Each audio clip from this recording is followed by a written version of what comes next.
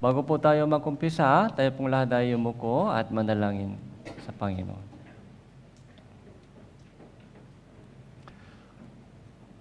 Banal at mahabaging Amang Diyos na makapangyarihan sa lahat, salamat po sa inyong dakilang biyaya at masaganang yung kahabagan sa amin nung nagtungo po kami sa kapahamakan. Iniligtas niyo po kami sa pamamagitan ng banal na sakripisyo po ng Panginoong Jesucristo at binigyan niyo po kami ng panibagong buhay at panibagong layunin at panibagong kahulugan sa yung panibagong plano sa aming puso. Sa umagang ito, salamatin po sa itong panibagong araw na ipinakaloob niyo po sa amin. Nagtipon-tipon po kami sa araw na ito upang makinig po kami ng inyong banal na salita at makaroon ng banal na fellowship sa pangalan ng Panginoon. Samahan niyo po kami sa aming pagkikisama at buksan niyo po ang aming puso at isipan upang makarating po kami sa pagkakilala ng inyong kalooban at nawa magkaroon po kami ng kaaliwan at kalakasan, karunungan sa oras na ito. Gaganapin po namin ang Bible Seminar sa inyong pangalan magmula bukas. Naniniwala po kami, Panginoon, na maraming naliligaw na kaluluwa ay naghihintay ng salita ng Ebanghelyo. Gamitin niyo po ang bawat isa sa amin dito upang maabutan po sila ng salita ng Ebanghelyo. Magmula sa simula hanggang sa katapusan ng itong gawain, sa iyo lamang po kami nagtitiwala at umaasa. Ito po yung aming panalangin sa pangalan ng Panginoon Jesucristo. Amen. Buksan po natin ang ating Biblia, Revelation chapter 22. Revelation chapter 22.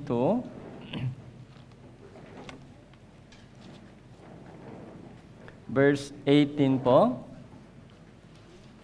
Yung pahayag, Apokalipsis.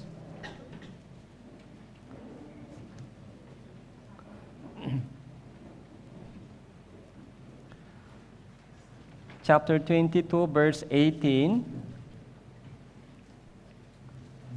hanggang 21, from verse 18 hanggang 21. So, pwede po natin magsalitan sa ating pagbabasa. 18 po, ako muna. Aking binabalaan ng bawat taong nakikinig sa mga salita ng propesiya ng aklat na ito. Kung ang sino man ay magdagdag sa mga ito, idagdag sa kanya ng Diyos ang mga salot na nakasulat sa aklat na ito.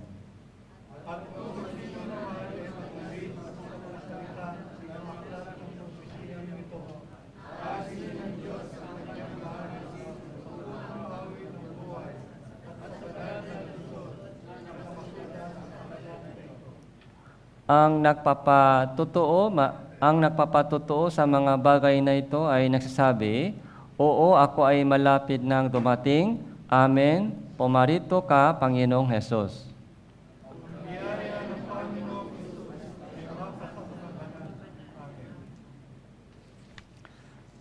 So, nabasa po natin kanina yung pinaka-ending po ng itong makapal na libro. Ito po yung pinaka-ending. Alam po natin yung pinaka-umpisa ng Bible, Genesis chapter 1 verse 1. Ano po ang Genesis chapter 1 verse 1? So, nung pasimula, nilikha ng Diyos ang langit at ang lupa. Ito po yung pinaka umpisa. Pasimula nilikha ng Diyos ang langit at ang lupa. So, alam po natin yon. Nilikha ng Diyos ang langit at lupa. Pero kailangan po natin malaman din kung bakit nilikha ng Diyos ang langit at lupa. So, yun po yung mas mahalaga. Tama po ba? So, yung reason. So, bakit nilikha ng Diyos ang langit at lupa? Kaya magmula sa Genesis chapter 1, verse 1, hanggang Revelation chapter 22, verse, Revelation chapter 22, so verse 21. So, ito po yung buong storya po natin, yung buong storya sa Biblia. So, ano po ang nakasulat sa pagitan itong dalawa? So, ito po yung napakaraming storya, Lumang Tipan at Bagong Tipan, 66 books. So, sa akin po, yung ending po ay mas mahalaga sa akin. Ending. Kahit hindi maayos yung umpisa, pero kung maganda po yung ending, so maganda. Pero kahit maganda po sa umpisa, pero kung pangit sa ending, pangit yung buhay. Sa inyo po, alin po ba mas mahalaga? So, beginning o ending? Beginning po mas mahalaga? O ending? Ending. Maganda sa beginning, pero pangit sa ending. Magiging pangit. Kahit pangit sa beginning, pero pag maganda sa ending, magiging maganda yung buhay natin. So, kaya kailangan po natin bigyan pansin po yung ending sa Biblia. Kung ano po ang nakasulat sa ending, yun po yung mahalaga sa atin. So, Revelation chapter 22. So, kung titingnan po natin dito, yung pinakadulo ng Biblia po ay may warning. Nakita po ba natin? Sa pinakadulo ng Biblia, may warning ng Diyos, babala ng Diyos. Ano po yung warning? 18, aking binabalaan ang bawat taong nakikinig sa mga salita ng propesya ng aklat na ito. Kung ang sino man ay magdakdak sa mga ito, idaraktak sa kanya ng Diyos ang mga salot. Ibig sabihin, may salot na nakasulat sa Biblia. Okay? Yun daw idadaktak ng Diyos sa mga nagdakdak. Kaya bawal dakdak. Okay? Bawal dakdak. Kung ano mang idagdagan ng tao sa Biblia, so idagdak ng Diyos sa kanya yung mga salot na nakasulat sa Biblia. So nakakatakot na warning. Dahil yung mga salot na nakasulat sa Biblia ay walang iba. Impyerno po ito. Impyerno, walang hanggang pakapuksa sa lawa ng apoy. So 19 po, ito din po yung warning, kung ang sino man ay mag-alis sa mga salita ng aklat ng propesyang ito, so aalisin ng Diyos ang kanyang bahagi sa punong kahoy ng buhay at sa banal na lunsot na nakasulat sa aklat ng ito. So meron din pong taong nagdagdak. So yun po yung tinatawag na tradisyon o mga maraming religion. Anong ginagawa po ng tao sa maraming religion? So nagdagdag sila, dagdag ng mga tradisyon, yung mga turo ng tao, dinadagdag po nila maraming mga accessory. Okay? Meron din pong tao na nag-aalis. So binabawas po nila. Okay. So nag-aalis po sila ng mahalagang pagtuturo sa Biblia. So, inaalis po nila, tapos yung kapalit po doon ay mga dagdag isip ng tao. So, kung meron ganong tao, alisin ng Diyos ang kanyang bahagi sa punong kahoy ng buhay at sa banal na lunsot. Ano po ito? Langit, heaven. Hindi po siya makakapasok sa langit. So, ang mahalaga po sa atin, kung ano ang nakasulat sa aklat na ito. Ito po yung mahalaga. Kung ano ang nakasulat sa aklat na ito. Ito po yung Biblia. Kailangan po natin malaman kung ano po ang nakasulat sa aklat na ito. Para hindi natin dagdagan natin dito, para hindi po natin alisin dito. Dapat itong walang bawas, walang dagdag dito. Verse 20 po, ang nagpapatotoo sa mga bagay na ito ay nagsasabi, oo, ako ay malapit nang dumating. Pumarito ka, Panginoong Jesus. Okay. Malapit nang dumating. Okay. Malapit na po dumating. Sino po? Si Hesus Kristo. So, unang pagdating po ba ito? Ito po yung pangalawa? Pangalawang pagdating. Ito po yung pangako po ng Panginoong Yesus Kristo. So, darating ako. So, para sa mga ilang baguhan po dito, so review po tayo ng konti. So, ito ay Genesis chapter 1. Okay? So, creation. So, noong pasimula, nilikha ng Diyos ang langit at ang lupa. Creation. Dito po, nakumpisa po yung history. Okay? History. Tinatawag na history. Alam niyo po ba kung anong ibig sabihin history? His story. Okay? Yung storya, story. Okay, story.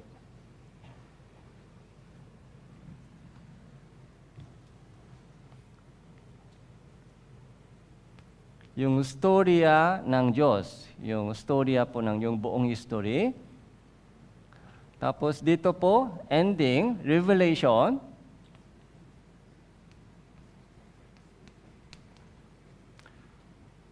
So kung may simula, meron din katapusan.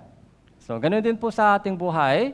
So ipinanganak tayo, tapos mamatay tayo, hindi? Mamatay. Ayaw ninyo mamatay? Ayaw ninyo makasakit, tama po? Ayaw natin makasakit. Pero ayaw po natin tumanda. Kapag tumatanda, may kasamang sakit o wala? Meron. Ayaw natin makasakit, pero pagdating sa pagtatanda, so wala tayong magagawa. Habang tumatanda po tayo, may kasamang sakit, hina, minsan mga disgrasya nangyari. So, takot na takot po tayo sa kamatayan, pero kamatayan po ay naghihintay sa atin doon sa dulo. Nakikita niyo po ba kung sino mo naghihintay sa dulo ng buhay natin sa mundo? Yung kamatayan po ay naghihintay sa atin. Kaya lagi po, binabati po tayo ng kamatayan. Kamatayan po yung sabi sa atin lagi, kamusta ka dyan? Malapit tayo makita. Ano pong ibig sabihin? Okay? So, kinakamusta po tayo ng kamatayan lagi. Kamusta ka dyan? Yung buhay mo. Busy ka dyan sa buhay.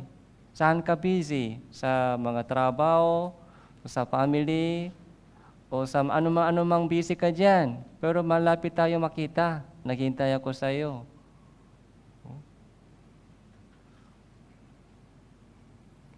Yung tao po ay takot na takot sa kamatayan, pero haharap po tayo, papasok po tayo sa kamatayan.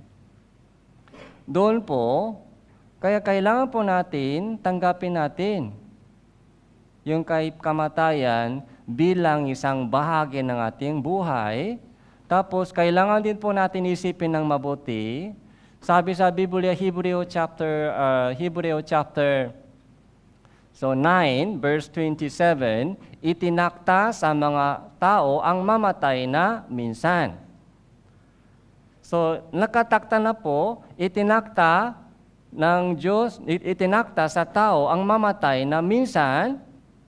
Pagkatapos ng kamatayan, ano ang mangyari sa atin? Yung paghuhukom. Harap po tayo sa hukuman ng Diyos. Tapos, dalawang buhay. Buhay na walang hanggan sa langit at buhay na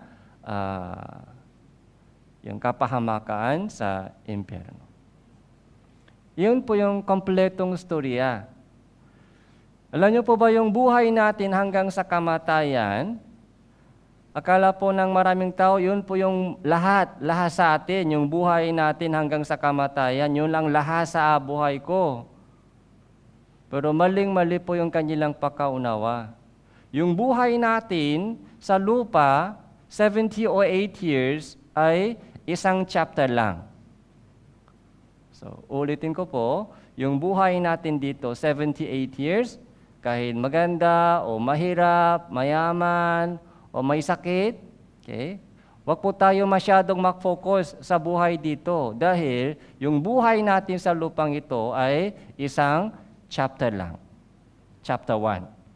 Maiksing chapter po yan, maiksing chapter. May chapter 2, chapter 3. Saan po yung mangyari? Sa langit. Kung mag-focus ka lang sa buhay dito sa lupa, so maliligaw ka. Maliligaw ka. Mawala, makakalimutan mo yung mga pinakalayunin ng Diyos. Kung bakit tayo ipinanganak tayo sa mundong ito, kung bakit nilikha ng Diyos yung buong salibutan ito, mamimiss mo yung napakahalagang katotohanan. Kung dito ka magpo-focus, pag-aaral, trabaho, yung panganganak, yung mga pagpapalaki ng mga bata. Okay. So, kailangan po natin malaman po yung ending. Okay. Ano ba yung kalooban ng Diyos? No? Dumating si Jesus, so 2,000 years ago, ito po yung unang pagdating, first coming. So, namatay siya sa cross at binuhay muli sa mga patay, umakyat sa langit, sabi niya, second coming. Okay? So, pagbalik po ng sabi dito, Revelation chapter 22, verse 20, malapit na akong dumating. Yun po yung second coming. Okay? Tingnan po natin ulit, verse 19. 20 po, ang 18-19 warning. So, bawal daktak, bawal alis. Okay? Kayong buong Biblia, so ito ay kailangan po ingatan mabuti para walang daktak, walang bawas. Dahil ito po yung napakahalaga, ito po yung way of salvation, kung paano makapasok po tayo sa langit. Ito po yung pinaka-way. Kaya hindi pwede dakdak dito, baka maligaw. Okay? Hindi pwede bawas. Okay? Verse 20, ang nagpapatotoo sa mga bagay na ito ay nagsabi, oo, ako ay malapit nang dumating. So, sino po yung nagsabi? Jesus. Ako ay malapit nang dumating. Ito po ay mangyari. Ito po ay mangyari sa ating panahon. So, 2,000 years ago, sinabi ng Panginoon sa pamamagitan po ni Apostol Juan, 2,000 years ago. Medyo matagal na po ito, sinabi ng Panginoon, ako ay malapit nang dumating. Ngayon, 2,000 years ay lumipas na. Sa ating panahon, ang nangyari po sa ating panahon, yung mga gera, yung mga salot, yung mga sakit, yung mga pandemic.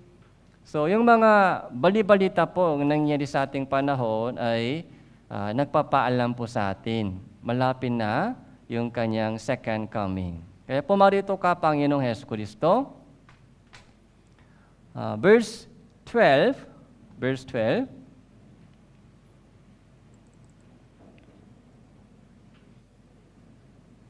Verse 12 and 13, dalawang talata po. Basahin po natin ito ng sabay-sabay. 3, 2, 1. Ako'y malapit nang dumating at dala ko ang aking gantimpala upang gantihan ang bawat isa ayon sa kanyang ginawa. Okay. At Omega, at una, at huli, ang pasimula, ang wakas. Okay. So, sino po ito? Si Jesus. Ako, malapit nang dumating. So, handa na po ba kayo na humarap sa Kanya? Okay. Kanina, sinabi ko sa iyo, ay sa dulo ng buhay natin sa lupa ay kamatayan. Kamatayan po ay nangumusta sa atin. Kamatayan po ay nangumusta sa atin. Kamusta ka dyan? Palapit na tayo makita. Naghihintay ako sa iyo. Ibig sabihin, meaning, yung kamusta po yung ating buhay. Okay? Anong sasabihin po natin sa kamatayan? Ayos naman ako. Yung kalusugan, okay. Okay? Kumakain ako ng mabuti, sumaayos yung tulog ko. Anong sasabihin ng kamatayan? Ay, ayos ka ba dyan? Malakas pa. Pero manghina din ka. Makakasakit ka din. So, makikita tayo. Makita-kita tayo. Pag kumarap po tayo, ibig sabihin, ganun din po yung sinasabi ng Panginoon. Malapit na ako dumating sa iyo. Kahit maaari po, mauna po tayo mamatay, kung gano'n, harap po tayo sa hukuman ng Diyos. Dadalhin po tayo sa hukuman ng Diyos. Tapos, pag tumating po niya, anong gagawin? Gantihan ang bawat isa ayon sa kanyang ginawa. So, dadalhin po ng Panginoon yung gantimpala o word, gantimpala. Tapos, ibibigay po niya sa atin yung gantimpala. So, sino po ang tatanggap ng gantimpala? So, ayon po sa ating mga ginagawa.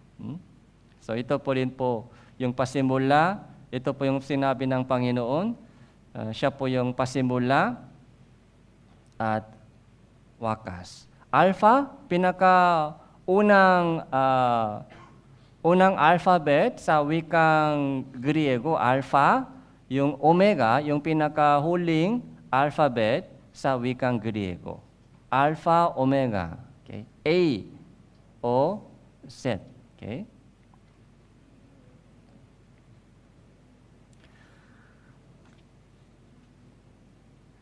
Kaya ngayon po, isipin po natin tungkol sa kung gaano kahalaga po yung Biblia. Isipin po natin ngayon kung gaano kahalaga po yung Biblia. So, bakit kailangan po natin basahin ang Biblia? Bakit kailangan po natin makinig ng salita ng Diyos? Kasi kung walang salita ng Diyos sa ating buhay, parang wala lang po tayo. Walang useless o meaningless yung ating buhay. Kung wala pong salita ng Diyos sa ating buhay. Parang ano lang, balat lang balat. Walang laman sa loob. Yung pinakalaman sa loob ay espiritu. Hindi po katawan. Yung katawan po ay container lang, container. Yung katawan po natin ay parang lalagyan lang, lalagyan. Kaya kung nag-focus po tayo sa ating mga buhay, sa laman, anong kakainin ko, anong iinumin ko, so, paano magpapa-enjoy, paano magpapasaya sa buhay dito sa lupa. So, sayang po yung ating oras. Sayang po yung ating oras. Kaya bigyan po natin pansin po yung laman mismo sa loob natin. Yun po yung espiritu. Sabi ng Panginoon, hindi lamang sa tinapay, hindi sa tinapay lamang nabubuhay ang tao, kundi sa bawat salitang lumalabas sa bibig ng Diyos. Isang tao ay hindi nabubuhay sa tinapay lamang, kundi sa salita ng Diyos, nabubuhay tayo.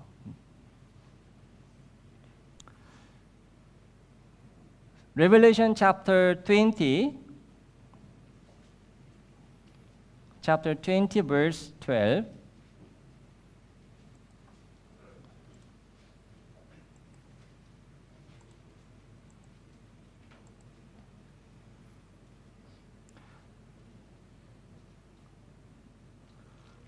Kaya tingnan po natin kung ano po ang nakasulat.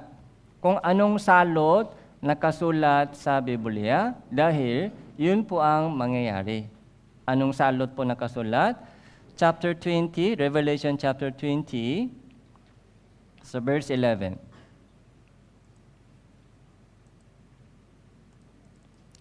Nakita ko ang isang malaking tronong puti at ang nakaupo roon, ang lupa, ang langit, tumakas sa kanyang harapan at walang natagpuan lugar para sa kanila. Nakita ko ang mga patay, mga dakila, mga hamak, nakatayo sa harapan ng trono at binuksan ang mga aklat, binuksan din ang isa pang aklat, ang aklat ng buhay. Ang mga patay ay hinatulan ayon sa kanilang mga gawa, ayon sa nakatala sa mga aklat. Okay? So, mayroon din dito aklat. Aklat ng buhay, tapos mga aklat. Aklat ng buhay, mga aklat.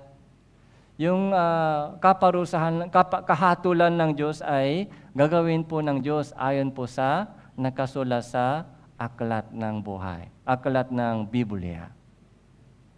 Mga aklat po ito ay Biblia. Maraming mga kautusan ng Diyos sa Biblia. 10 Commandments, di ba, 10 utos, mga utos ng Diyos. Yun po yung pamantayan ng Diyos, yung utos niya. Walang dagdag, walang bawas. Okay? So, ayon po sa nakatala sa mga aklat, yung hahatulan po ng Diyos yung tao.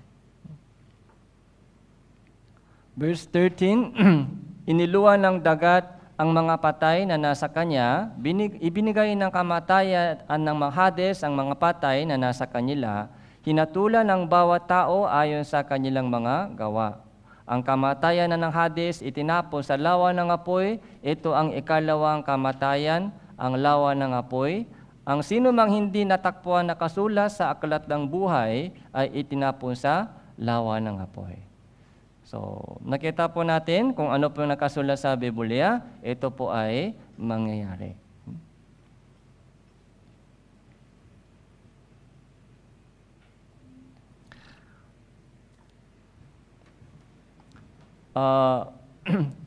So, John chapter 3 verse 3. So, ano pong sabi doon? John chapter 3 verse 3. So, malibang isang tao ipanganak na muli, hindi niya makikita ang kahanan ng Diyos. Sulat po diyan ay born again.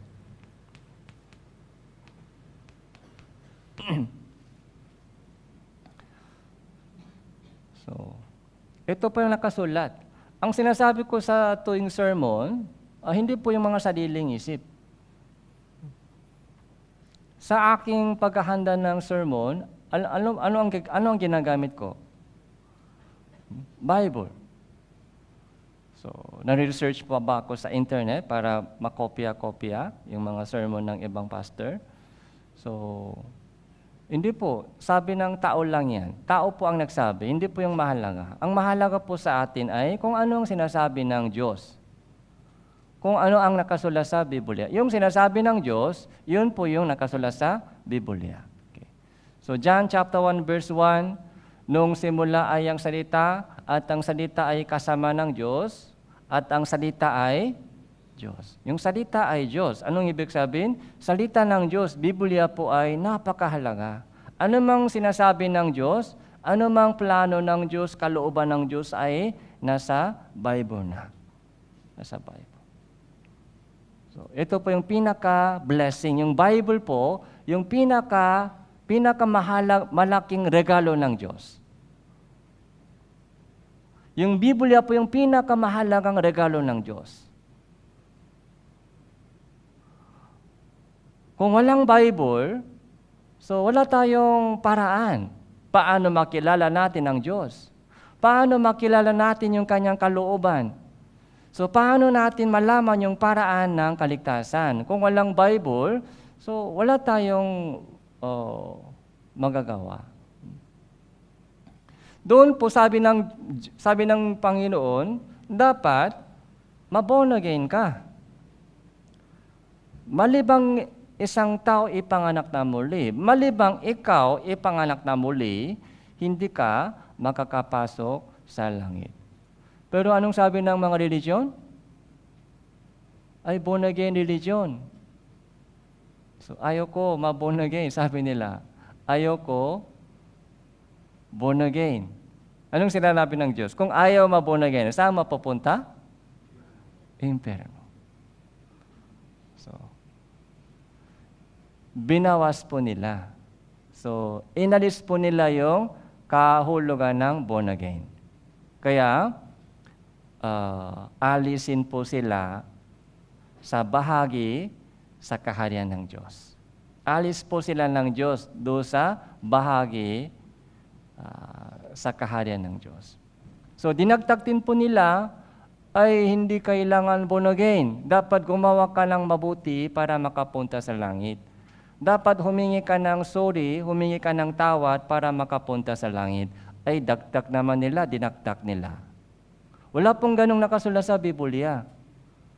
Kailangan gumawa ka ng mabuti para makapunta sa langit. Saan galing po yun? Galing sa isip ng tao. Galing sa isip ng tao. Dinadagdag po nila yung kanilang pagtuturo. So, kaya sabi ng Diyos, idagdagan ko sa kanila yung salot na nakasulat sa Biblia. Kaya, alam niyo po ba, yung nakasulat sa Bible, nakakatakot. Fear of the Lord. Fear of the Lord is the beginning of wisdom. Yung pinakaunang wisdom ay takot sa Diyos. Kung may takot po tayo sa Diyos, natatakotin po tayo sa salita ng Diyos. Kung ano mang sinasabi ng Diyos sa atin, dapat makinig tayo at sumunod tayo. Yun po yung isang katungkulan bilang isang tao. Dahil ang Diyos ang lumikha sa atin.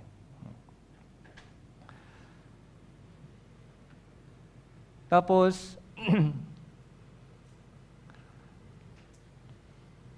salvation din ay sinasabi ng Biblia, salvation.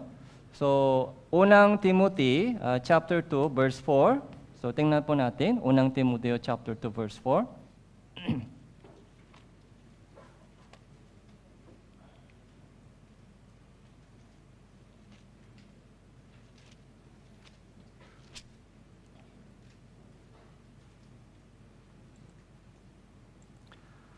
So, basahin po natin ito ng sabay-sabay. 3, 2,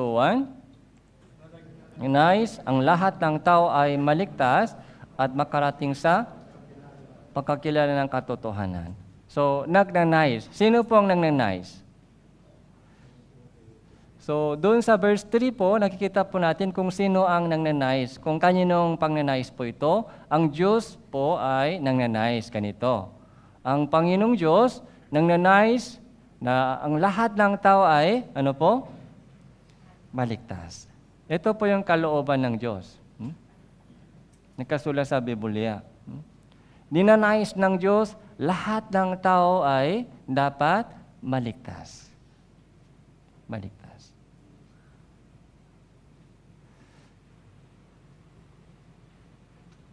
Tapos,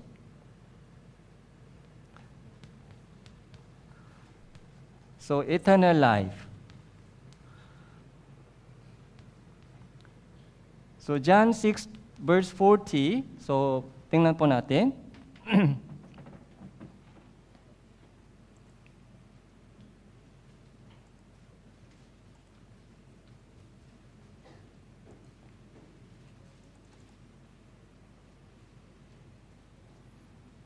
Basahin po natin ito, sabay-sabay. 3, 2, 1. Sapagkat ito ang kalooban ng aking Ama, na ang bawat nakakakita sa anak at sa kanya'y sumasampalataya ay makaroon ng buhay na walang hanggan at muli ko siyang bubuhayin sa huling araw. So, bakit sinusulat ko po yung mga chapter verses? Para may idea po tayo kung ano ba ang nakasulat sa Biblia. Dahil yun po ang mangyayari. Okay? Ano mang nakasulat sa Biblia, yun po yung mangyayari sa ating lahat. Sa future, ganun din po. Sa future. So, sa totoo lang po, itong tatlo po ay the same meaning. Born again, salvation, eternal life. The same meaning. Anong ibig sabihin? Anong dapat natin malaman sa ganitong salita? Yung born again. Ito po ay hindi tungkol sa ating katawan. Ito po ay, ano po yung pinag-usapan po dito? Yung ating katawan po ba? Yung born again? Hindi po. Yung born again, dito, kailangan po natin malaman ay meron na akong spirit. Hindi lamang body sa akin. Yung body ay lalagyan lang body. Lalagyan lang yung body. Sabi ng Panginoon, dapat ma-born again ka.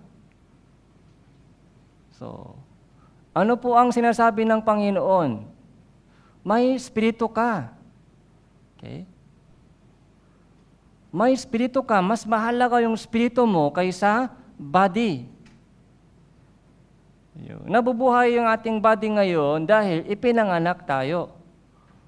Yung ating espiritu po ay kailangan ipanganak na muli para makapasok sa langit. Kaya dito po, may idea po tayo, may espiritu ako. Okay? Espiritu. Anong pagkain ng espiritu? Words of God. Yung ating pagkain, mga pagkain, di ba, kinakain po natin? Pero yung pagkain po ng ating espiritu po ay words of God. Yung ating katawan, kailangan mga humihinga para mabuhay. Okay? Pag hinto tayo humihinga, anong mangyari? Okay? Kahit 5 minutes, wala. Yung paghinga ng ating espiritu, ano po paghinga ng ating espiritu? Prayer. Prayer. Prayer po yung ating espiritu na paghinga. Prayer. Kaya, anong sabi sa Biblia? Manalangin ka, walang pati. Kasi kung tigil po tayo sa prayer, mahina tayo. Kaya pray without ceasing. Parang breathing. Lahat connection sa Diyos. Ano mang ginagawa natin? Saan man tayo? Lagi may connection sa Diyos. Yun po yung normal. Hindi po yung special. Hindi po yung special. Yung connection po natin sa Panginoon through prayer ay, so normal po yun, normal. Tapos, meron din po tayong physical na family. So mahalaga po yung family, physical na family, mga nanay, tatay, anak. Meron din po tayong spiritual na family. Ito po yung iglesia. Yung spiritual na family, mas mahalaga po ito, spiritual na family.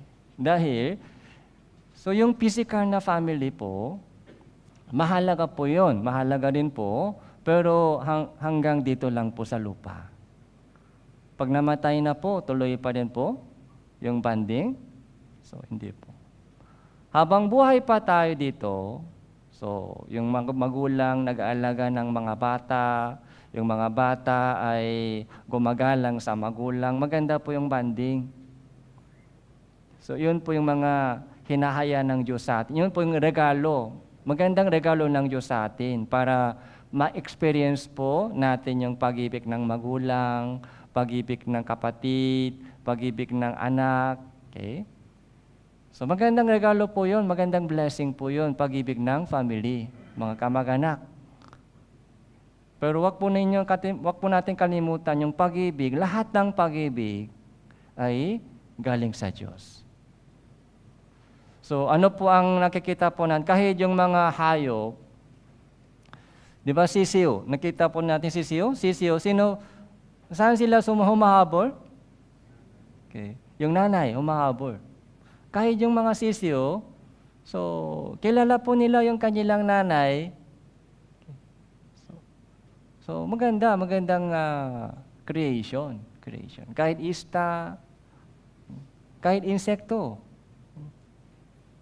Lahat po ito ay shadow. Lahat po ito ay illustration ng pag-ibig ng Diyos. Sa pamamagitan ng pag-ibig na experience po natin ay ito po yung shadow ng pag-ibig ng Diyos. Para may idea po tayo, pag-ibig. Ano ba yung pag-ibig? Love. Sacrifice. Kaya yung pinaka-best example po ng pag-ibig ng Diyos ay pag-ibig ng magulang. Okay. Pag-ibig ng magulang. Okay.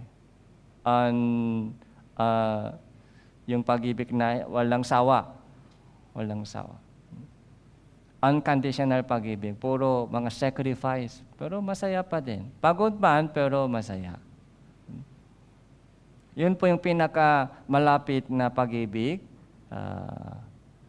sa pag-ibig ng Diyos. Dito, ninanais ng Diyos lahat ng tao ay maligtas. So, ano ang dapat natin malaman? Salvation. Puro salvation, kaligtasan. Anong ibig sabihin ng salvation? Bakit? Bakit kailangan maligtas? Salvation from hell. Sabi, kailangan po natin malaman dito, may impyerno. May impyerno.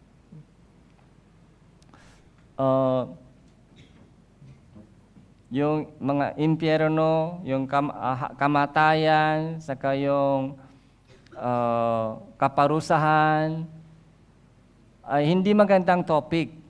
So, hindi masayang topic. Yung masayang topic po ay puro mga blessing. So, sana maayos yung buhay natin. Sana walang sakit sa buhay natin. So, tutulungan tayo ng Diyos. Saan man tayo pumunta, hindi ka iiwanan ng Diyos. Hindi ka pababayaan ng Diyos. Yun ang magandang message. Pero hindi pwede gano'n lang. Dahil ang nakasulat sa Bible ay iba. So, tingnan po natin mga ilang verses.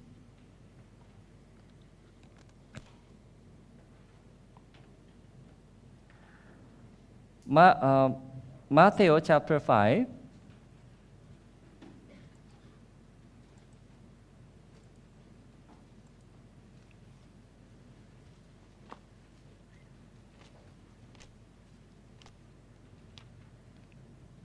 Matthew chapter 5 verse 21.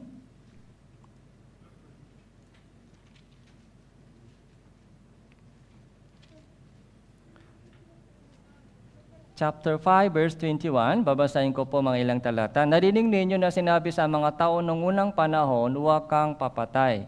At ang sino mang pamatay ay mananagot sa hukuman.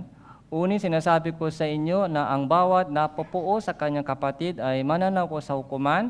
At ang sino mang magsabi sa kanyang kapatid, raka, ay mananagot sa Sanhedrin. At sino mang magsabi, ulol ka, ay magturusa sa nag-aapoy na impyerno.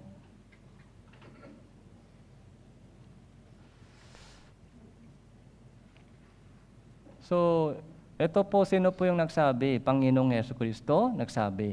Okay? Huwag kang papatay. Ito po yung isa sa mga 10 utos sa lumang tipan. Pero parang remind po ni Jesus yung tunay na meaning. Para may idea, para tama po yung ating pagkaunawa. Dahil maraming nagsabi, ay hindi ako nakapatay.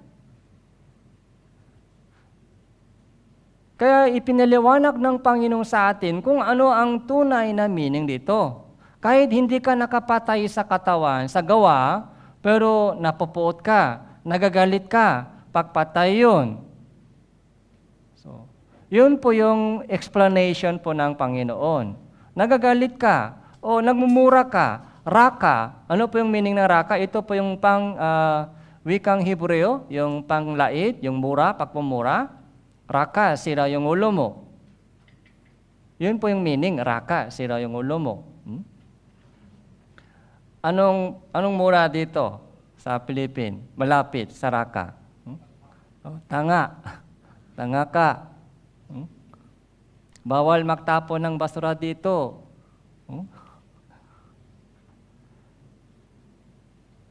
Nakita ko, sira yung utak mo. Ang nagtatapon ng basura dito, sabi sa sula, nakita ko, sira yung utak. Ibig sabihin, yung mga sira yung utak lang, nagtatapon ng basura dito. So, magaling po tayo, di ba? Magaling po tayo sa pagmumura. Sino dito hindi marunong magmura? So, lahat tayo marunong. Kahit walang nagtuturo, pero marunong. Saan galing po yun? Ito ang sinful nature. Nature po natin, sinful nature. Mula nung ninuno po natin, sinful nature. Kaya,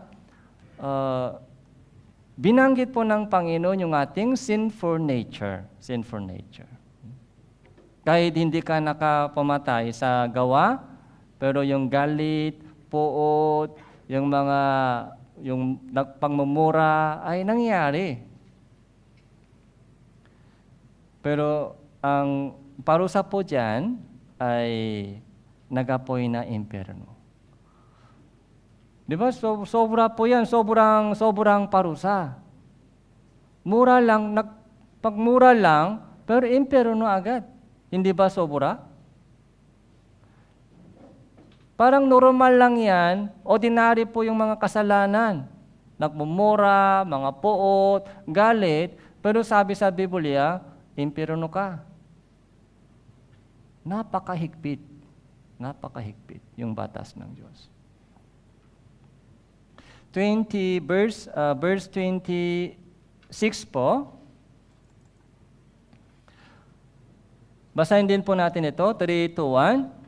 Katotohanan, sinasabi ko sa iyo, hindi ka makakalabas doon hanggang hindi mo nababayaran ang kahuli-huling ang kusing. Okay. Hindi ka makakalabas doon sa impyerno hanggang hindi mo nabayaran ang kahuli-huling kusing.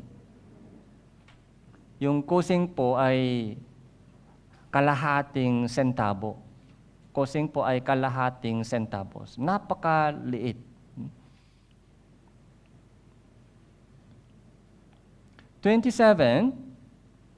Naririnig niyo na sinabi, "Huwag kang mga lunya." Uni, sinasabi ko sa iyo na ang bawat tumitingin sa isang babae na may pangnanasa ay nakasala na sa kanya ng pangalunya sa kanyang puso. So, huwag kang pangalunya. Ito din po, isa sa mga 10 utos. 10 utos. Maraming nagsabi ng Panginoon ito dahil maraming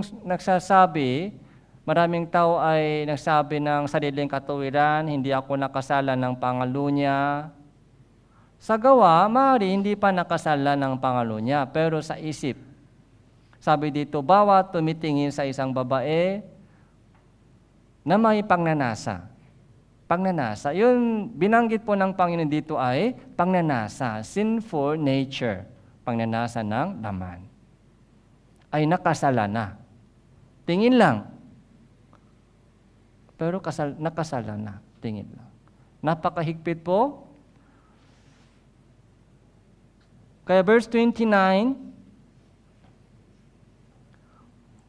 kung ang kanan mong mata ang sanhi ng inyong pagkakasala, dukitin mo ito at itapon, sapagkat mabuti pang mawala ka ng isa sa mga bahagi ng inyong katawan, kaysa ang buong katawan mo ay mapatapon sa impyerno.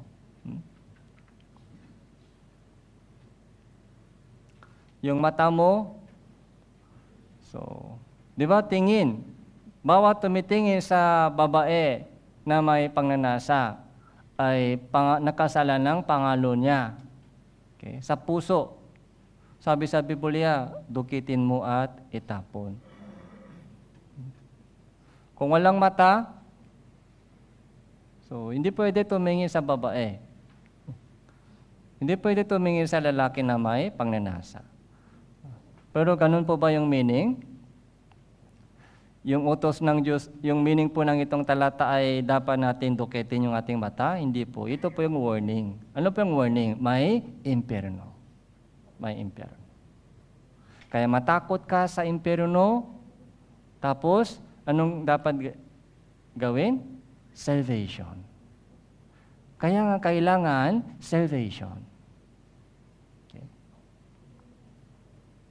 Verse 30, at kung ang kanan mong kamay ang sanhi ng inyong pagkakasala, putulin mo ito at itapon, sapagkat mabuti pang mawala ka ng isa sa mga bahagi ng inyong katawan, kaysa ang buong katawan mo ay mapunta sa impyerno. Okay. Di ba, iniingatan po natin yung ating katawan. Iningatan po natin yung ating katawan, pinapakain po natin araw-araw yung ating katawan, pagpagod. So marunong po tayo magpahinga. So iniingatan po natin yung ating katawan, yung mata, pag malabo ang mata, nagsusuot tayo ng salamin. Pag malabo yung tenga, anong ginagamit? Mga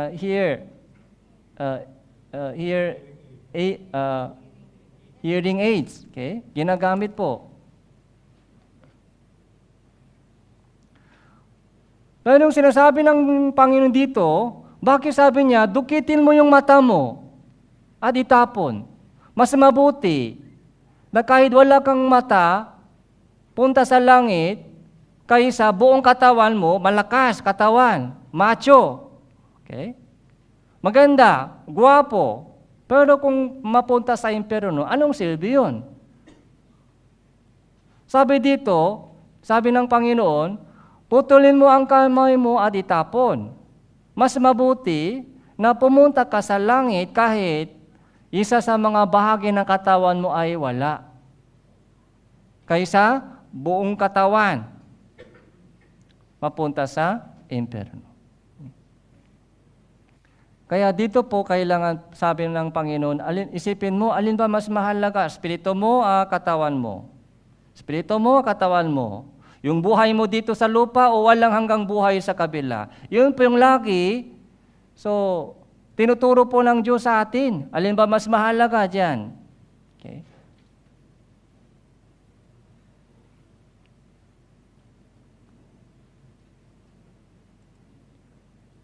So,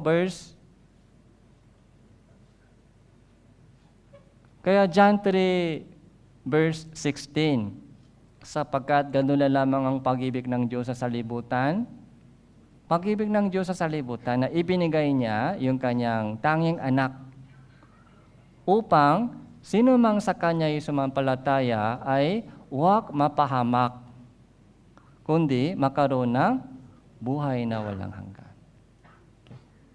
Yung plano ng Diyos, yung kalooban ng Diyos sa atin, para sa atin, yung plano ng Diyos para sa atin, hindi patungkol sa ating katawan.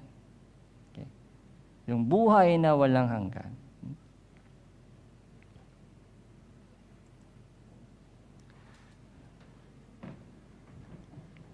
Kaya, John 6 verse 40, eternal life. Okay. Ano po ang nakikita po natin dito? Yung eternal life, saan po mangyari? Dito sa lupa? Hindi po. Eternal life, doon po, may idea po tayo, ay meron palang langit. Okay? Kaya born again, may espiritu ako. Salvation, ay may impyerno. Buhay na walang hanggan, so dapat natin malaman, may langit. So, yun po yung pinaka-message sa buong Biblia. Buong Biblia. Kaya sa lumang tipan, unang Pedro, tingnan po natin, unang Pedro, pangalawang Pedro chapter 1,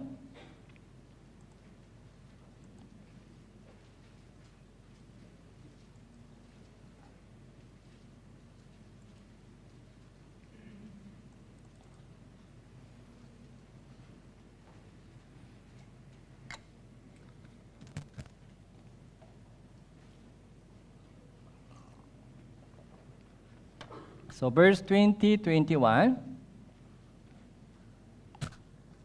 Pangalawang Pedro chapter 1, verse 20, 21, babasahin ko. Una sa lahat, dapat ninyong malaman ito na walang propesiya na nakasulat, walang propesiya ng kasulatan na nagbula sa pangsadiling pagpapakahulugan. Sapagkat walang propesiya na dumating kailanman sa pamamagitan ng kalooban ng tao, kundi ang mga taong inudyukan ng Espiritu Santo ay nagsalita mula sa Diyos. So, walang propesiya. Ito po ay nasa Lumang Tipan. So, yung Lumang Tipan po, yung pinakaunang Bible po ay sulat po ni Moises. So, BC 1,500. Yung sulat po ni Moises, 5 libro. Okay? Mula dito, umpisa, tapos hanggang, yung pinakahuling Bible po ay Revelation, ito po yung AD 100. Okay?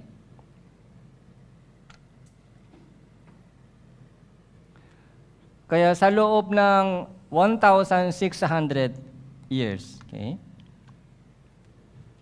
So ito po yung BC, before Christ, Old Testament. Okay? So 39 books. Tapos, ito po ay New Testament. Ilan? 27 books. Okay? Mali, 66. Yung taong nagsulat ng Lumang Tipan po ay tinatawag na propeta. Propeta po yung nagsulat, propeta.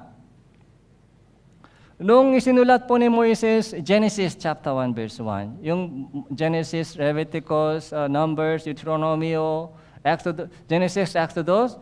Nung sinulat po ni Moises yung 5 libro, so hindi po niya nakita yung creation. Hindi po nakita ni Moises yung creation. Hindi po siya nakapunta sa bundok ng Ararat. Pero paano po naisulat po niya lahat ng storya sa Book of Genesis? Okay? Sino po yung nagpakita sa kanya? Ang Diyos po ang nagsalita o nagpakita sa kanya kung anong nangyari sa nakaraan panahon. Kaya yun po yung sulat ni Moises. Kaya yung sulat ni Moises, hindi po galing sa sariling yung isip. Ito po yung galing sa Diyos. Okay. Ganun din po lahat ng ibang mga propeta. So hindi po nila sinabi yung kanilang sariling isip. Ayon po sa sabi dito, walang propesiya na dumating kailanman sa pamamagitan ng kalooban ng tao. Kaya sa Bible po ay walang kalooban ng tao. Puro kalooban ng Diyos. Yung mga taong inudyukan, inspiration. Yung taong inudyukan, inspiration ng Espiritu Santo, nagsalita mula sa Diyos. Kaya tingnan po natin mga ilang talata. So, Jeremiah, chapter 1, Lumang Tipan.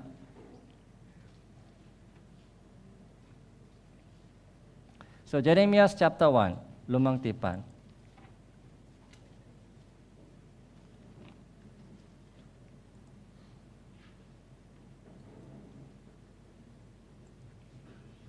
Yung Verse 1 and 2, ang mga salita ni Jeremiah na anak ni Hilkiah, isa sa mga pari ng nasa Anadot sa lupain ng Benjamin, na sa kanya dumating ang salita ng Panginoon ng mga araw ni Josiah na anak ni Amon, ng hari ng Juda, ng 13 taon ng kanyang paghahari. So, napaka-detalye kung kailan, kung saan dumating po yung salita ng Panginoon kay Jeremiah. Okay. Yung salita ng Panginoon ay dumating kay Jeremiah. Dumating. Kaya yung sulat po ni Jeremias, yung nakasulat sa Jeremias, ay hindi po itong isip ng Jeremias. Ito po yung salita ng Diyos. Isaiah chapter 1 verse 1. Isaiah.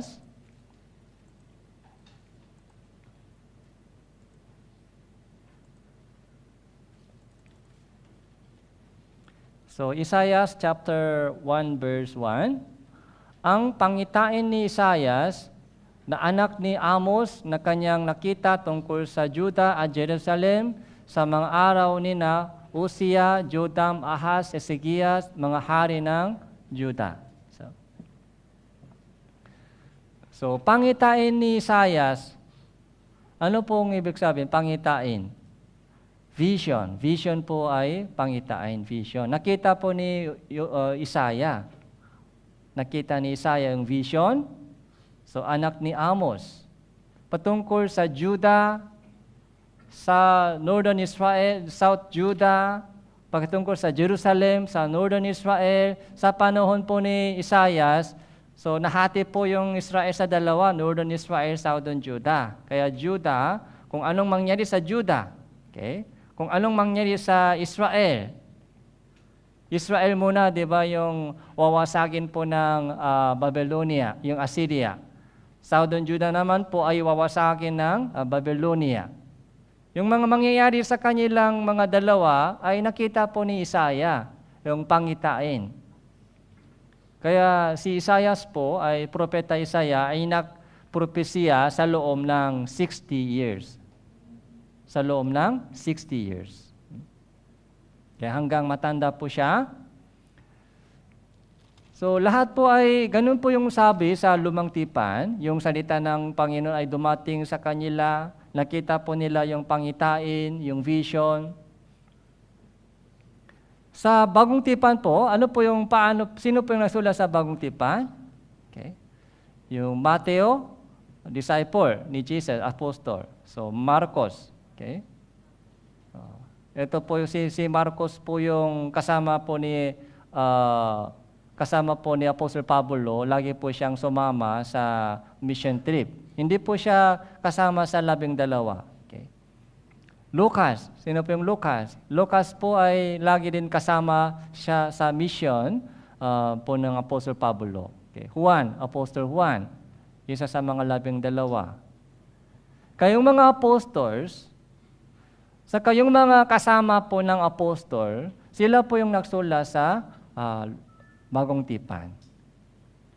Dahil nakita po nila kung anong sinabi ni Jesus, kung anong ginawa ni Jesus, kung ano ang nangyayari.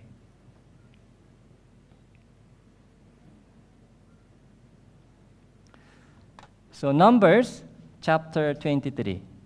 Lumang Tipan, Numbers. Bilang chapter 23, verse 19 po.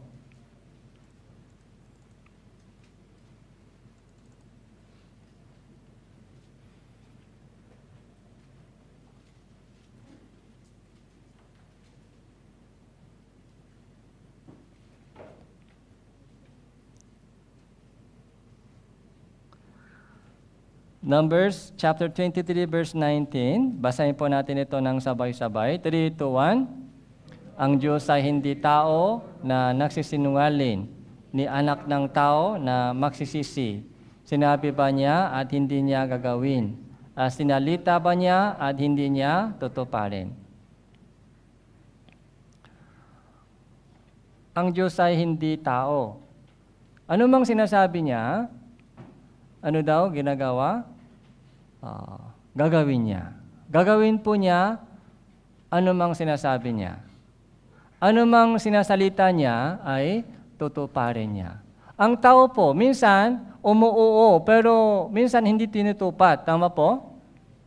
So yun po yung difference ng tao sa yung Diyos. Yung tao ay limitado po yung ating kapangyarihan, limitado po yung ating mga kaalaman, yung pagkaunawa. Kaya, ano mang sinasabi natin ay minsan hindi po ito tinutupad.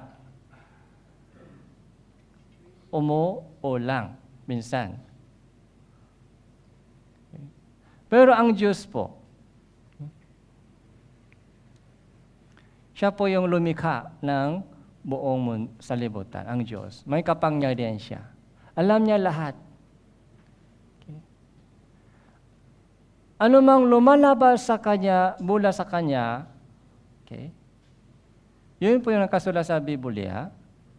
Alam ng Diyos lahat kung mangyayari pa sa future. Yun po yung nakasulat sa Biblia. Kung ganun po. Lahat po ng nakasulat dito ay mangyayari po ba ito o hindi? Mangyayari. Ilang percent po mangyayari? 100%. Ano mang salot nakasulat dito ay mangyayari. Ano mang mga pangako niya dito, promise, okay, patungkol sa kaligtasan, patungkol sa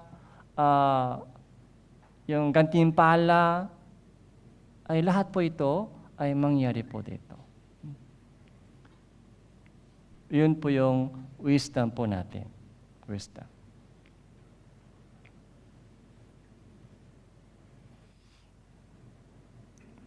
Kaya mula nung pumunta po ako dito sa Philippines hanggang ngayon, isa lang po yung prayer ko po, saka yung mga hinahanap ko dito ay yung taong naghahanap sa Kanya. Yung taong naghahanap sa Kanya. Okay. Hindi ko alam kung sinong naghahanap sa Kanya, o kaya sa Bible seminar, sa daming mga Bible seminar, ay binibigyan yung chance. Maraming tao. Makinig kayo. So, makinig kayo ng Bible seminar. Itry ninyo. So, ihahasik po yung bini, yung salita ng Diyos. Pero yung mga naghahanap ng katotohanan, ay nakikinig po sila ng mabuti. Tapos, takpuan po nila yung katotohanan na hinahanap nila. Tapos, inuuna po nila yung words of God, Bible. Yung Bible po ay yung pinahalagaan po nila, Bible. Ano mang nakasulat sa Biblia, yun ang gusto kong malaman. Ano ba ang nakasulat sa Biblia? Ano ba ang sinasabi ng Diyos? Yun ang gusto kong malaman. Pag nalaman po nila yung nakasulat sa Biblia, yun ang gusto kong gagawin. Walang iba. Yung Bible. Only Bible. Okay. Kaya ang mahalaga po sa atin, ano ba ang nakasulat sa Biblia? Kung hindi alam, tanong. Magtanong po tayo sa Bible. Ano ba ang sinasabi ng Biblia tungkol sa aking problema, tungkol sa ating sitwasyon? So maghahanap po tayo ng yung sagot sa Biblia. Tapos pag nalaman po natin yung sagot, so yun ang gagawin po natin. Yung sundin. Dahil ang Biblia po ay pinakamahalaga. Dahil yung Bible po ay hindi salita ng tao, kundi salita ng Diyos.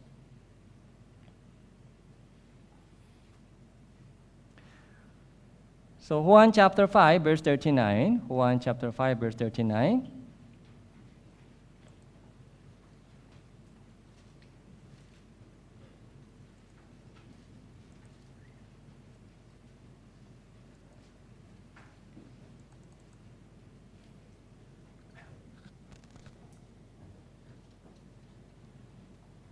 Juan chapter 5 verse 39, basahin po natin ito, 3, 2, 1.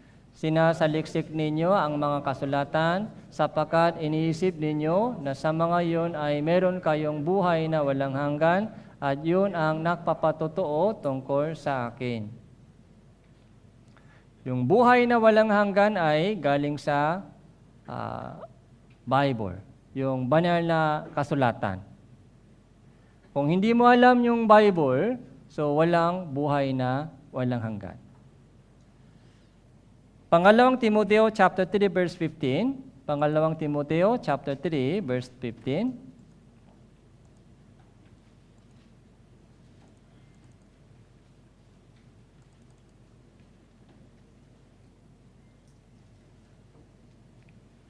Basahin din po natin ito, 3, 2, 1. At kung paano mula sa pagkabata inyong nalaman ang mga banal na kasulatan na makapagturo sa inyo tungo sa kaligtasan sa pamamagitan ng pananampalataya kay Kristo Jesus.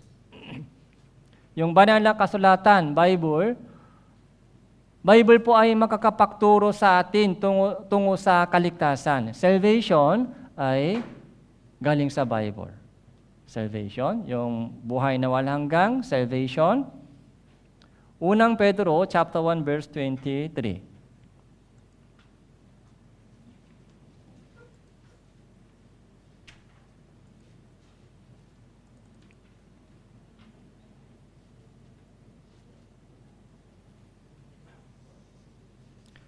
Unang Pedro, chapter 1, verse 23. Basahin po natin, 3, 2, 1. Ipinanganak na kayong muli, hindi ng bining nasisira, kundi na walang kasirahan sa pamamagitan ng buhay na tili salita ng Diyos. So, ano po ang nakikita po natin dito? Ipinanganak na kayong muli, hindi na binhing nasisira. Meron pong binhing nasisira. Ano po yung binhing nasisira? Yung salita ng tao. Salita ng tao, tradisyon, mga pagtuturo sa iba-ibang religion ay bini ng nasisira. Masisira po yun. Mawala po yun. Hindi po siya nananatili dahil hindi po yan galing sa Diyos. Ang bini nananatili. Bini hindi nasisira, ito po ay salita ng Diyos. Nananatili at buhay na Diyos. Okay? Nananatili. Ano ang ibig sabihin? Nananatili, tuloy-tuloy. Walang changes. Nananatili. Hindi mawala. Okay? Ipinanganak na kayong muli, hindi ng bining nasisira, kundi walang kasirahan sa pamamagitan ng salita na nananatili, salita ng Diyos. Nananatili at buhay. Salvation. Okay? Mula nung pagkabata, nalalaman mo yung banal na kasulatan, Bible, yun po ang makakapagturo sa inyo tungo sa kaligtasan. Sa pamamagitan ng pananampalataya kay Kristo Jesus. Salvation from the Bible. Buhay na walang hanggan. Okay? Sinasaliksik ninyo ang kasulatan, sapagkat sa mga kasulatan, inisip ninyo na meron kayong buhay na walang hanggan. So, sinasaliksik, basahin, pag-aaral, pagbabasa, hanap. Saliksik, ibig sabihin, hanap. Hanapin mo yung kalooban ng Diyos. Buhay na walang hanggan. Saan po hanap? Sa Bible. Kaya ito pong lahat ay galing po sa Bible.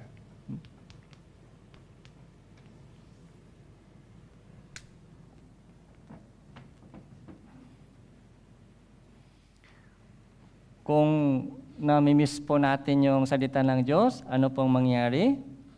So, Roma chapter 10. Ito po yung nangyayari po sa mga sigasik lang. Sigasik lang meron, pero walang alam sa Bible. Roma chapter 10.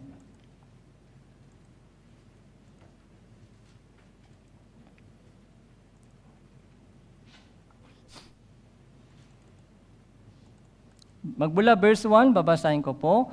Mga kapatid, ang nais ng aking puso at dalangin ko sa Diyos alang-alang sa kanila ay ang sila ay maligtas. Ito po yung hangarin po ni Apostol Pablo. Sana sila po ay Israelita, kababayan po ng apostol.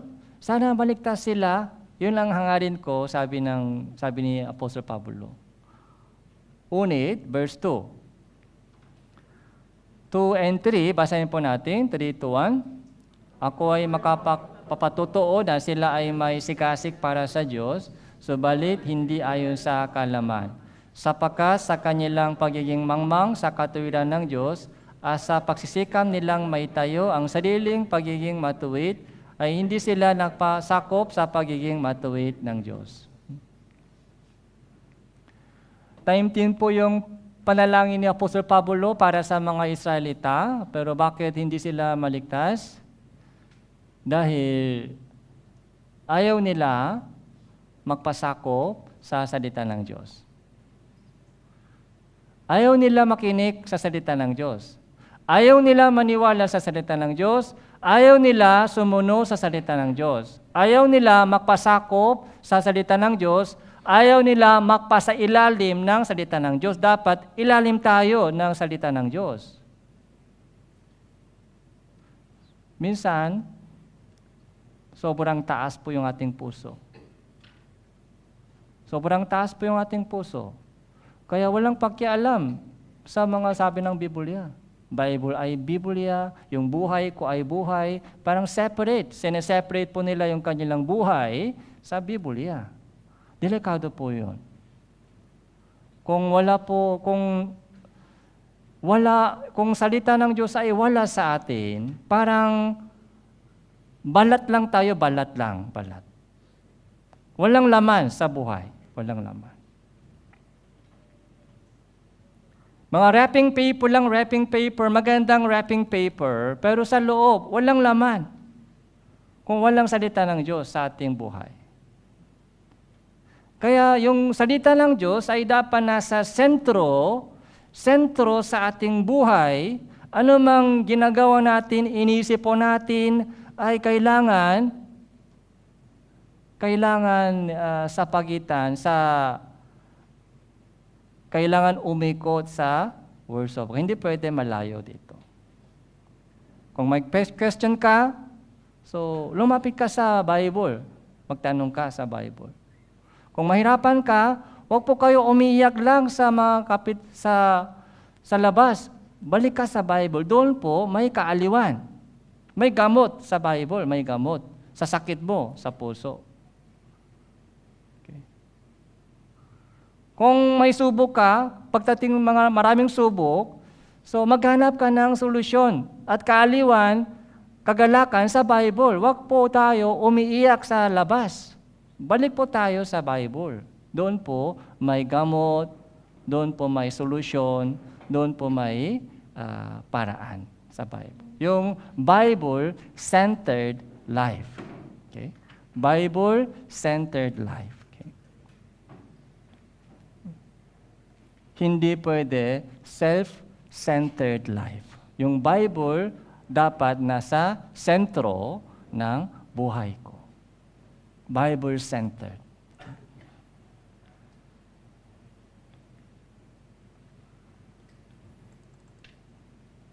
Yung mga Israelita po,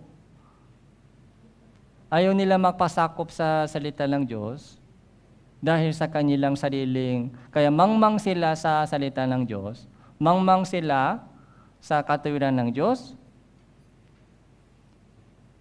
kaya hindi sila, sayang po yung kanilang sikasik. May sikasik, pero hindi ayon sa kaalaman. Ganon din po, di ba, Matthew chapter 7 verse 21, hindi lahat ng nagsasabi sa akin, Panginoon, Panginoon ay papasok sa kaharian ng langit, kundi ang gumaganap ng kalooban ng aking Ama na nasa langit. Hindi lahat nagdadasal sa akin, papasok sa langit. Hindi lahat ng nagsisilbi sa gawain ay pagpasok sa langit. Hindi lahat ng may sigasig, okay, ay papasok sa langit, kundi ang gumaganap ng kalooban. Kung hindi natin alam yung kanyang kalooban, paano gaganapin po yon? Kailangan hanapin muna yung kanyang kalooban para ganapin po natin yung kanyang kalooban. Kaya hanap muna. Magtanong tayo sa Bible kung ano ang magandang buhay. Yung Bible po yung pinaka-guidance, yung guideline, yung manual sa ating buhay. Okay. Yung pinaka-navigation sa ating buhay. Di ba yung tanong po ni Thomas, Tanong po ni Thomas, naalala po ba ninyo? Nung sinabi po ni Jesus, may papuntahan ako. So, kapag na may handa ko na yung tahanan para sa iyo, babalik ako. Yung tanong po ni Thomas, hindi namin alam kung saan ka pupunta, paano malaman yung daan? Sabi ng Diyos, sabi ni Jesus, ako ang daan, ako ang katotohanan, ako ang buhay.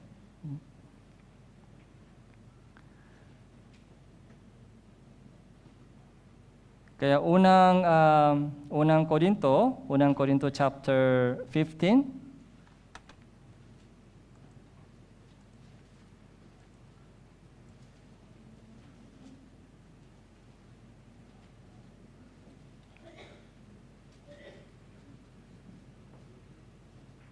verse 3,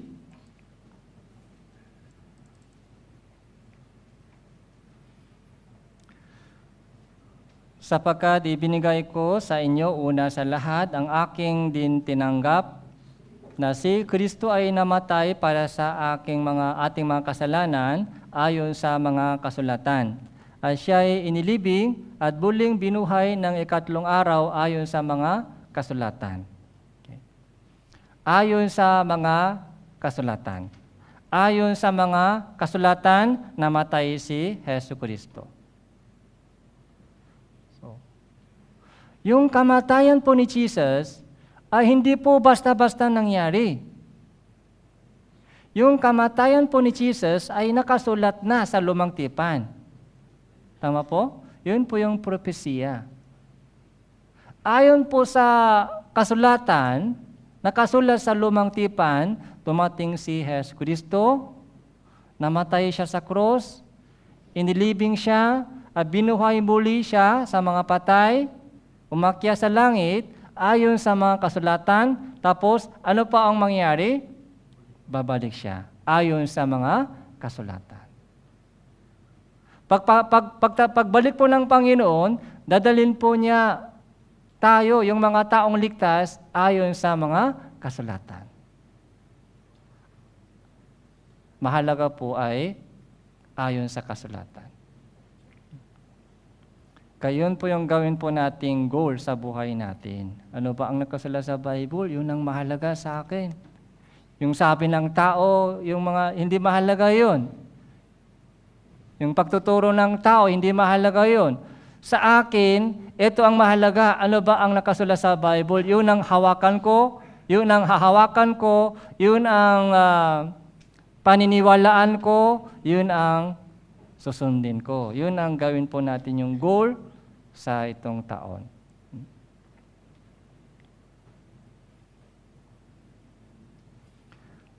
Sa Tagalog, mayroon po ba dito yung salitang manipis tenga?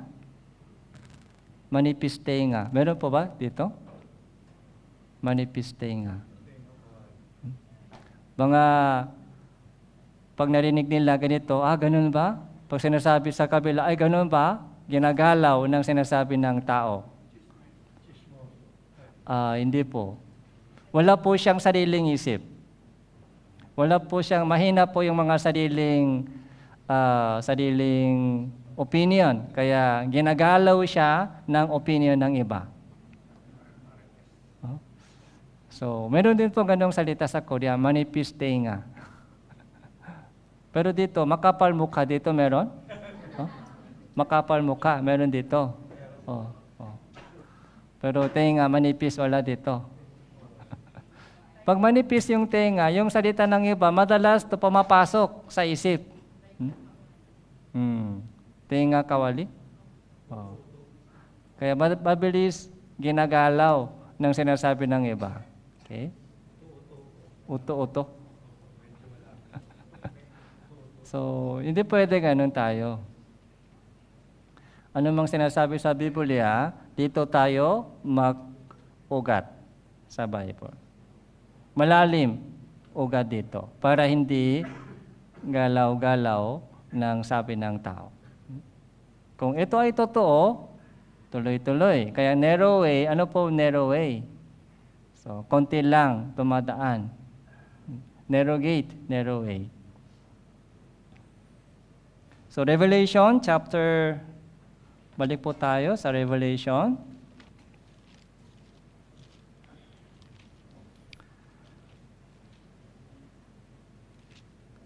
Chapter 21. Ito po yung bahagi sa punong kahoy ng buhay at banal na lungsod. Revelation chapter 21.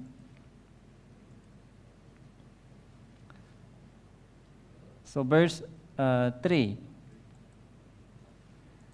Narinig ko ang isang malakas na tinig na mula sa trono na nagsabi, "Masdan ninyo, ang tabernakulo ng Diyos ay nasa mga tao, siya ay maninirahan kasama nila, at sila ay magiging bayan niya, ang Diyos mismo ay makakasama nila, at siya ay magiging Diyos nila. At papahirin niya ang bawat luha sa kanilang mga mata, hindi na makakaroon ng kamatayan, hindi na rin makakaroon pa ng pagdadalamhati, at ng pagtangis man o ng kirot man, sapagkat ang mga unang bagay ay lumipas na." Sinabi ng nakaupo sa trono, "Masdan ninyo, ginagawa kong bago ang lahat ng mga bagay." Sinabi din niya, "Isulat mo, sapagkat ang lahat salita ito ay tapat at tunay." Isulat mo. Okay. Ang aking sinasabi. Okay. Yun ang mangyayari. Tapat at tunay. Yung salita ng tao ay hindi tapat minsan. Yung salita ng tao hindi tunay minsan. Pero yung salita ng Diyos ay lagi tapat at tunay. Kaya doon po tayo tumikit. Doon po tayo mag-ugat. So kung ganun po, yung buhay natin, itong tao na ay lalago po sa pananampalataya at magbubunga ng marami. So magmula bukas po ay gaganapin po natin yung Grand Bible Seminar. So lahat po ng mga kapatiran ay dapat makasama po tayo. Kahit late po kayo, galing sa trabaho, okay lang po, habol lang po kayo. Kahit 5 minutes lang po dito, kasama kayo, malaking tulong po yan. Malaking prayer po yan. So, kahit 5 minutes lang, nakinig, so maganda po yung puso na nakikita ng Diyos. Yun po yung magiging katulong-tulong para maligtas po maraming mga naliligaw ng kaluluwa. Tapos isama din po natin dito yung mga mahal po natin sa buhay o yung mga member, yung mga kapatiran na hindi nagcha-church. So encourage din po natin sila para manumbalik po sila sa Panginoon. So tapos yung mga in charge, yung mga ministry ng bawat kapatiran ay sama-sama din po tayo sa ating mga ministry. So manalangin po tayo. Salamat po, Panginoon, sa mensahe na ibinigay niyo po sa amin sa oras na ito. Tulungan niyo po kami, Panginoon, na makapag-ugat sa inyong salita. Lumago kami sa pagkakilala ng Panginoon. Naniniwala po, Panginoon, kami na ang salita mo ay tapat, ang salita mo ay tunay. Lahat ng aming kaaliwan ay nanggagaling sa inyong salita. Ang aming pag-asa, ang aming yung kahalaga ng aming ministry o katungkulan sa aming natitirang panahon sa buhay dito ay nanggagaling din po sa inyong salita. Tutuparin po ng Panginoon lahat ng maluwalhating bagay na ipinangako mo sa amin sa tagtang panahon. Sa darating na Grand Bible Seminar, Panginoon, lahat po ng mga ininbitahan po namin ay makadalo sa gawain ito at makarating din po sila sa kaligtasan. Ito po yung aming panalangin sa pangalan ng Panginoon Hesus Kristo. Amen.